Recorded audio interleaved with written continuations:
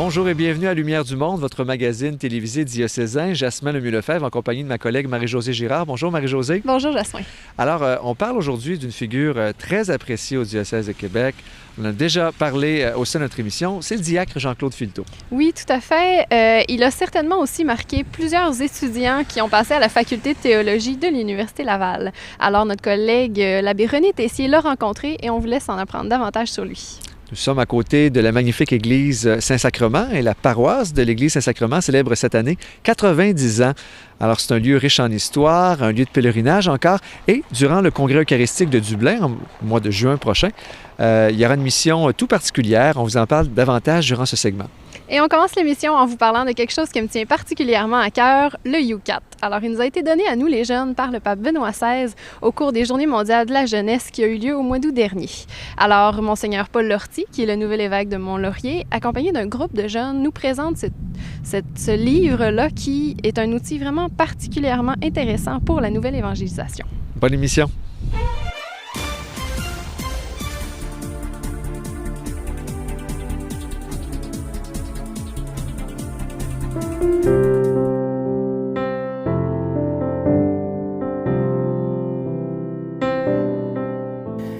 Alors, Monseigneur Paul Lortie, au moment de réaliser cette entrevue, vous étiez nouvellement nommé évêque au diocèse de Mont-Laurier. D'abord, toutes nos félicitations. Merci beaucoup. Lors de la Journée mondiale de la jeunesse à Madrid, à l'été 2011, le pape Benoît XVI remettait aux jeunes un petit livre jaune intitulé UCAT. En quoi consiste UCAT? UCAT, ça vient de deux mots. En même temps, on doit constater qu'il est très attrayant. Il est de couleur jaune, c'est la couleur du soleil. Parce que UCAT, c'est pour mettre de la lumière, apporter du bonheur aux jeunes. Le mot UCAT, ça vient de youth, en anglais, jeunesse. Puis cat, c'est un diminutif de catéchisme, catéchèse.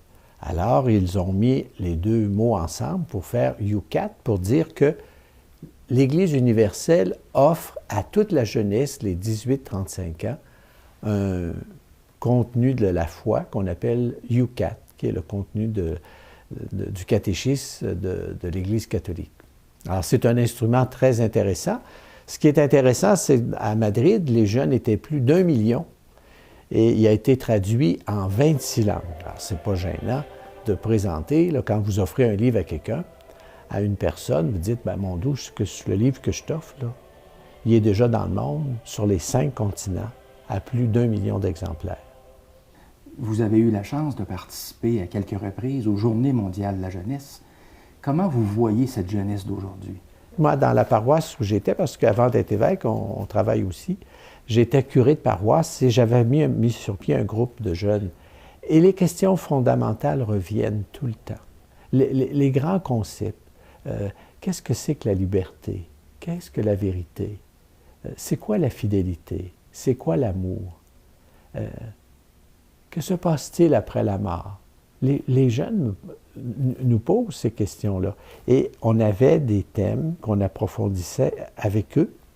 Et à cette époque, on utilisait même le catéchisme de l'Église catholique, qui a 20 ans cette année, et qui demeure un instrument aussi davantage aux adultes, mais il est tellement bien fait, puis d'inspiration de la Bible, on peut puiser abondamment à ce bel instrument qui est le catéchisme de l'Église catholique. Mais l'avantage de UCAT, c'est en plus, il est illustré, parce que les jeunes, on vit dans une société de l'image. Alors c'est très, très intéressant. Puis ce qui est intéressant, il prend même le cadre d'un écran d'ordinateur. Alors, tu vois à quel point ils se sont adaptés à la réalité des jeunes, en plus d'épouser le langage des jeunes. Et ce qui est fascinant de la part de l'Église, c'est qu'ils veulent tenir compte de la culture des jeunes et la culture d'aujourd'hui en le rendant accessible. Et si tu as remarqué aussi, la reliure est rigide parce qu'on veut le garder prêt. Tu peux l'amener sur la plage, tu peux le traîner. Alors, je souhaite que même mon UCAT, il ne soit pas toujours jaune, mais usé par mes doigts pour montrer que cet instrument-là est un instrument où je puis souvent pour mieux connaître mon meilleur ami qui est Jésus. Parlez-nous un peu de la genèse du document. Bien, c'est une intuition qui est survenue en Autriche, où on a voulu justement offrir un catéchisme aux jeunes. Et le pape a trouvé l'idée lumineuse, puis il a décidé de l'étendre à l'Église universelle en enrichissant le comité pour ne pas que ce soit vu uniquement à partir d'un pays, l'Autriche, mais que ça tienne compte de la foi qui est vécue sur les 5 continents et lui donner d'une certaine façon un rayonnement universel, puisque l'Église est universelle. Et c'est dans ce contexte on a utilisé le même mouvement que le catéchisme de l'Église catholique. Et tous les grands catéchismes au cours des siècles se sont inspirés de 4 grandes divisions qui sont à la base de notre cheminement de foi. La première partie, c'est ce que nous croyons, le credo. Tous les dimanches, on dit « je crois en Dieu », mais c'est important de prendre conscience de ce que ça veut dire chacun des éléments qui sont contenus dans le credo. La deuxième partie porte sur les 7 sacrements. C'est important parce que les sacrements, c'est des canaux privilégiés pour vivre une amitié toujours plus profonde avec le Seigneur, pour mieux vivre notre baptême. Et en même temps, mieux comprendre ce grand don qu'est l'Eucharistie, parce que l'Eucharistie, les documents du Concile Vatican II disent que c'est la source et le sommet de la vie chrétienne. Et à chaque fois qu'on célèbre l'Eucharistie, on rend présent les fruits spirituels de la mort et de la résurrection de Jésus aujourd'hui. Ça, c'est la deuxième partie, donc on passe en revue chacun des 7 sacrements.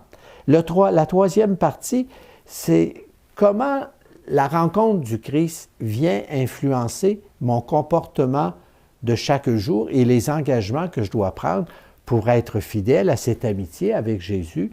Et on approfondit les 10 commandements de Dieu. Ça, c'est la troisième partie. Et la quatrième porte sur la prière. Notamment, on va expliquer la prière du Notre Père.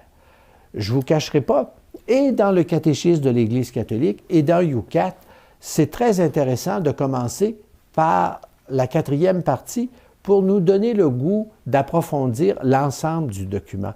Parce que la prière, quand on la découvre, on a la chance de parler par le biais de la prière avec notre meilleur ami. C'est un grand moment de vérité, de paix, avec un Dieu de tendresse et de bonté. On appelle ça les 4 piliers de l'acte de foi de l'Église, le credo, les 7 sacrements, les 10 commandements de Dieu et la prière du Notre Père.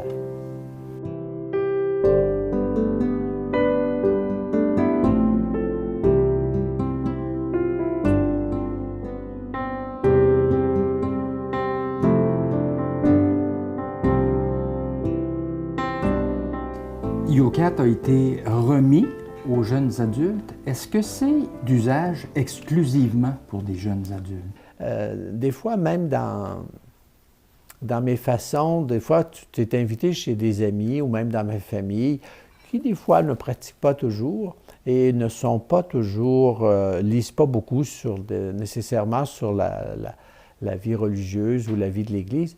Au lieu d'apporter une bouteille de vin qui coûte 20 $, bien moi, j'apportais un YouCat et je leur expliquais en quoi consistait YouCat. Ma grande surprise, puisque c'était des gens qui étaient proches de moi, je retournais et les gens me posaient des questions sur YouCat. Alors je me dis, ça valait la peine de faire ce petit essai pour montrer aux gens qu'on peut l'utiliser. Le grand défi pour que l'Église continue d'être présente aujourd'hui, c'est de transmettre la foi.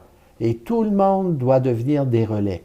En ayant YouCat pour des grands-parents qui, des fois, n'ont pas eu la chance de fréquenter, d'aller à l'université, faire des études en théologie ou suivre des cours sur la catéchèse, l'instrument est très facile, il est bien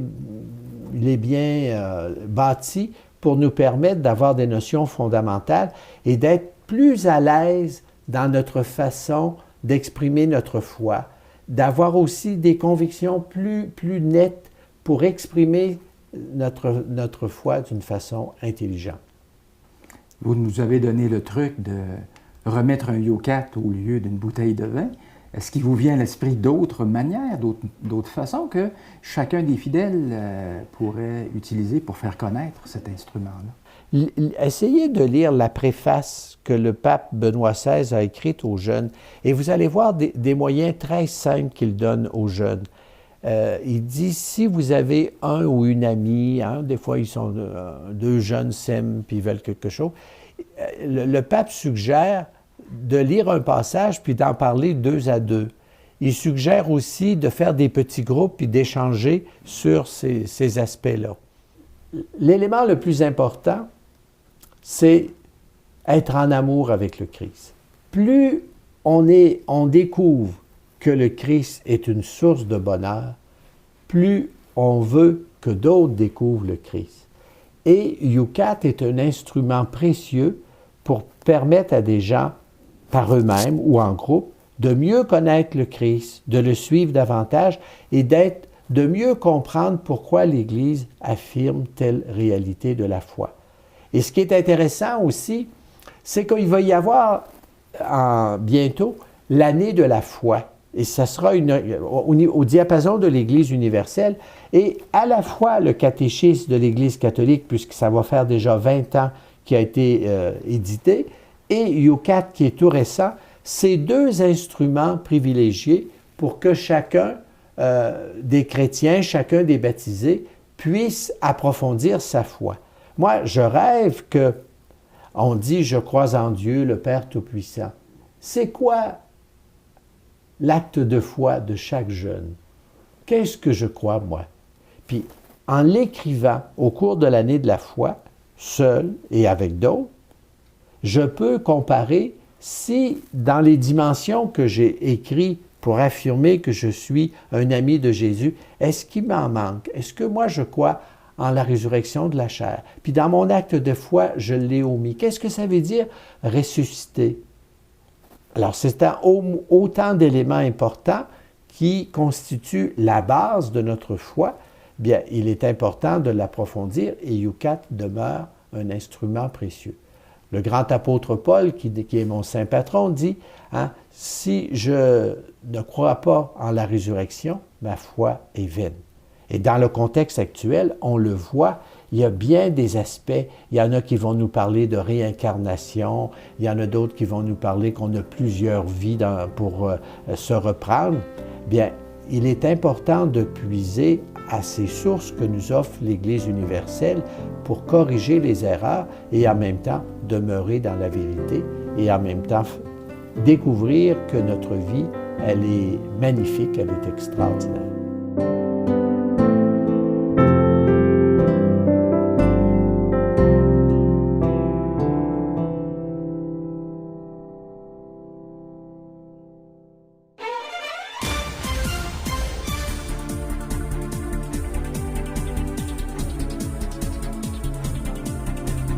Monsieur Filteau, bonjour. Bonjour. Monsieur Filteau, vous avez enseigné pendant des années l'exégèse, l'Écriture sainte à l'Université Laval. J'ai envie de vous demander d'où vous vient cette passion de la Bible ou de l'Écriture sainte? Ça me vient d'une période extraordinaire que j'ai vécue. Évidemment, là, ça va révéler un peu mon âge, là. Disons que je suis venu, moi, à la théologie au moment du Concile, là. Et je dirais même d'une certaine façon qu'à l'origine de ma formation théologique, ça date d'avant le Concile. Moi, vous savez, j'ai fait mon cours de théologie en latin. Vous savez, le pape Jean XXIII avait demandé, Veterum Sapientiae, que les études reviennent en latin. Donc, j'ai fait tout mon cours de théologie en latin avec saint Thomas d'Aquin et avec la formation traditionnelle qui était celle de la théologie avant la période conciliaire. Une fois mes études terminées, j'avais vu à l'université une bourse qui était offerte par l'État d'Israël. Une bourse qui était offerte à certains pays qui avaient supporté la candidature de l'État d'Israël lorsque, en 1949, l'État est né.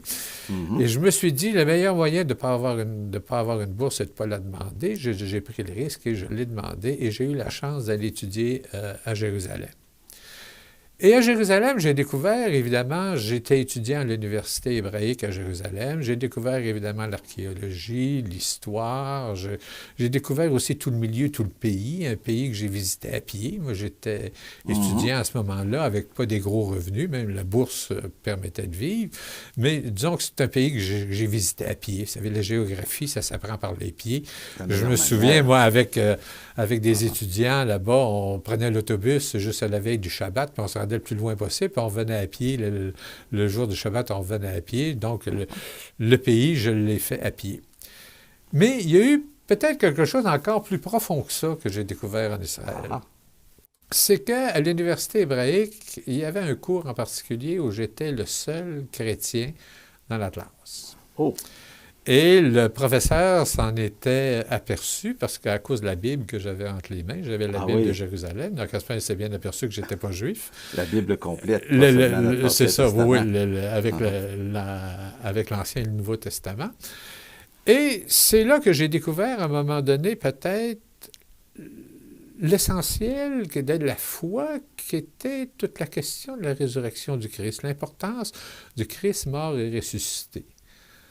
On dirait qu'on aurait dit, par exemple, on aurait pu dire qu'après des études de théologie, j'aurais dû être conscient de ça, mais disons que, bon, la Pâques, c'était une fête importante, la mort et la résurrection était importante, mais je n'avais pas découvert encore ce qu'était l'essentiel du Christ mort et ressuscité. Et c'est parce que vous vouliez que d'autres puissent goûter à ça eux aussi que vous avez initié plusieurs pèlerinages en Israël, que vous avez vous-même accompagné? Il y a une double dimension dans le pèlerinage à Jérusalem. Il y a l'idée de retrouver des lieux qu'on veut, bon, dont certains peuvent être plus faciles à préciser, d'autres lieux qui font partie de la tradition. Mais au-delà des lieux, moi, ce que j'ai toujours trouvé important, c'est de rencontrer une dimension de l'Église. De se dire, par exemple, à un endroit, par exemple, prenons le lieu de la multiplication des pains, par exemple, on est loin d'être sûr scientifiquement que c'est l'endroit exact. Hein? Mais au-delà de ça, il y a une dimension importante. Il y a de se dire, à cet endroit-là où on est réunis aujourd'hui, près du lac, on regarde les paysages et ainsi de suite, depuis des centaines et des centaines d'années, des chrétiens ont lu le même texte. Se sont rassemblés ici. Correct? On fait mémoire du lieu. On regardait le même paysage.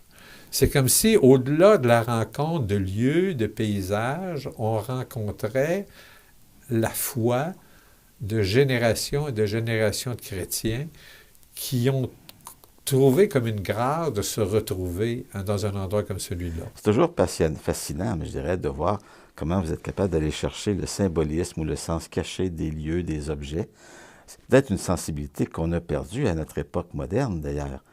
En tout cas, l'an dernier, vous avez livré une conférence, il y a peut-être 2 ans, à la cathédrale ici à Québec, sur l'architecture de la cathédrale et toute la signification de ce qu'il y a à l'intérieur. Vous étiez associé à un jeune architecte qui est venu présenter ça avec vous.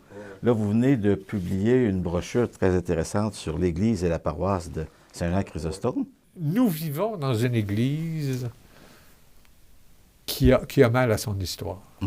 Et ça, je pense que, comme Église au Québec, actuellement, nous avons mal à notre histoire. Ouais. Et à un moment donné, comment peut-on avoir un avenir si on n'a pas d'histoire? L'histoire, elle est là pour nous dire le pourquoi. Elle est là pour nous dire qui nous sommes. Et sans histoire, on n'a pas d'avenir. Jean-Claude Filteau, c'est vraiment passionnant. Vous avez fait, à travers l'histoire, vous nous avez promené, mais en même temps, vous nous avez montré comment la parole de Dieu n'est pas seulement quelque chose qui s'est prononcé, qui s'est dit au passé, mais c'est quelque chose qui nous rejoint dans notre présent, dans notre histoire à nous aujourd'hui, qui se continue. Bien, Jean-Claude Filteau, merci infiniment pour cette entrevue. Ça m'a fait plaisir. Merci.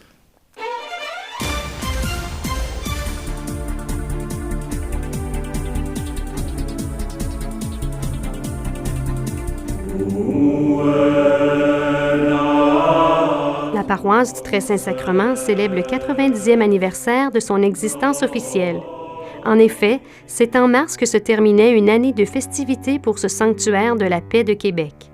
Parmi plusieurs activités, une exposition permanente intitulée « Un lieu de mémoire et de vie à préserver » a été réalisée afin de mettre en valeur le patrimoine religieux de cette église. L'année 2011 a été une année marquante pour la paroisse du Très-Saint-Sacrement parce qu'effectivement, ça marquait le 90e anniversaire de l'érection canonique de la paroisse qui a eu lieu le 7 mars 1921. Ça marquait aussi l'anniversaire de naissance du fondateur de la communauté du Très-Saint-Sacrement, le père Julien Mort, qui est né il y a 200 ans cette année-là. Et ça nous a donné l'occasion de réaliser, premièrement, à quel point on avait une belle paroisse, une paroisse aussi qui avait beaucoup d'avenir, d'où le slogan qu'on s'est donné pour nos activités, « Un lieu de mémoire et de vie à préserver ». On a eu, entre autres, comme événement majeur de notre 90e anniversaire, une campagne de financement qui s'est échelonnée sur 3 ans et on a pu voir la grande générosité des paroissiens qui nous ont permis d'amasser près de 165 000 $ durant cette campagne-là pour aider à supporter les différents travaux de restauration de l'Église. Dans le cadre de l'exposition, on a eu en 2011 différentes activités reliées au patrimoine religieux de l'Église et on va en avoir d'autres en 2012, entre autres un atelier conférence sur le travail du cuivre poussé qui sera présenté dans le cadre des Journées de la culture, une conférence sur l'histoire de la fête Dieu, des visites guidées aussi à différentes occasions durant la saison.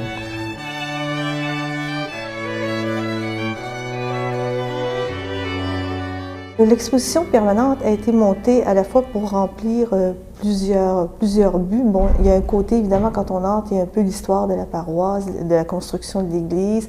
Ensuite, on définit, parce que tout le monde dit, bon, c'est une église néo-médiévale, mais qu'est-ce qui est... Il y a du parti roman, parti gothique, donc on décortique, on dit qu'est-ce qu'il faut regarder, qu'est-ce qui est roman, qu'est-ce qui est gothique. Ensuite, on rentre aussi plus général sur la décoration et on va de plus en plus vers des choses spécifiques. Pour aider les visiteurs, la Fabrique vient de publier un guide. Pouvez-vous nous en dire plus? Oui, ce guide qui va s'appeler « Vivre sous le rayonnement de l'ostensoir », puisque est un peu, en fait, est la synthèse de l'exposition des 2 phases, y compris, je dirais, un paragraphe sur les vitraux, même si sur les vitraux, il y a une brochure. L'autre, c'est vraiment la synthèse et ça montre que l'Église Très-Saint-Sacrement, des milieux actifs, où on est capable de faire presque une histoire de l'art sacré ici. Une des particularités de l'Église aussi, on traite sur l'iconographie, qui s'appelle « Vivre sous le rayonnement de l'ostensoir », parce que l'ostensoir est l'Eucharistie, la célébration eucharistique, qui est la fonction des religieux du Très-Saint-Sacrement, c'est leur mission de le faire connaître. Quels sont les signes de vitalité de votre paroisse? Ils sont nombreux. Alors, si on prend autour du pôle de l'initiation à la foi, on a le mouvement des brebis de Jésus qui est très actif, 35 enfants de 3 à 15 ans avec leurs parents qui se rencontrent tous les 15 jours. Et nous, c'est le dimanche matin pour les éveiller à la foi à Jésus bon pasteur. Un autre, c'est au niveau des démunis. On a une conférence à Saint-Paul très active, plus de 40 bénévoles qui, chaque lundi et mardi, préparent un vestiaire et une distribution alimentaire pour à peu près 150 personnes qui viennent faire, je dirais, leur épicerie ici chaque semaine. Au niveau des célébrations, ici, au niveau de la prière, on a 3 célébrations eucharistiques chaque jour. Le matin, à 7 h, après-midi, 4h30 et le soir à 7 h. Et on a aussi l'adoration. On a une messe chaque mois, spécialement pour la paix dans le monde et particulièrement pour soutenir nos forces armées en mission de paix à travers le monde. Oui, alors là, c'est les forces armées qui viennent ici, et alors les soldats, surtout de Valcartier, qui se rassemblent autour de leur padré. Et puisque la paroisse a une mission sacramentelle d'adoration, comment allez-vous être associé au Congrès eucharistique international? Bien, déjà, on le porte beaucoup dans notre prière. Hein. Chaque mardi, le 3e mardi du mois, on prie ensemble pour cet événement-là. Mais là, on se prépare à essayer de le rediffuser dans notre Église sur écran géant, si possible tous les jours. Alors, on fait des démarches pour qu'il y ait une rediffusion de l'événement du Congrès pour être en communion avec les pèlerins qui sont à Dieu. Comme nous l'avons vu dans ce reportage, la paroisse du Très-Saint-Sacrement fourmille de vitalité. Parmi ses projets, l'invitation est lancée pour venir visiter l'exposition permanente sur les richesses du patrimoine religieux. Ensuite, tout porte à croire qu'en juin prochain, il sera possible de participer de près au Congrès eucharistique international d'Irlande en venant voir en l'Église la retransmission vidéo des temps forts. Voici un cadeau vivifiant pour l'Église diocésaine. C'était Linda Doyon pour l'Église catholique de Québec.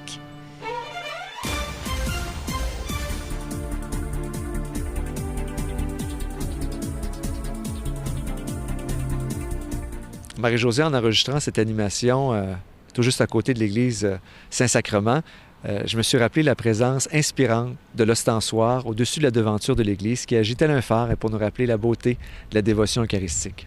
Et je vous invite à venir le découvrir ou le redécouvrir ici à la paroisse Saint-Sacrement au cours du congrès eucharistique qui aura lieu au mois de juin. Alors, la semaine prochaine, on vous présente le témoignage très touchant d'une femme qui est aux prises avec un cancer à un stade avancé. Et également, on vous parle de pastoral et du rituel du mariage. Oui, et on sait que la question des réaménagements pastoraux touche beaucoup de gens. On vous parle d'être agent et agente de communion. À la semaine prochaine.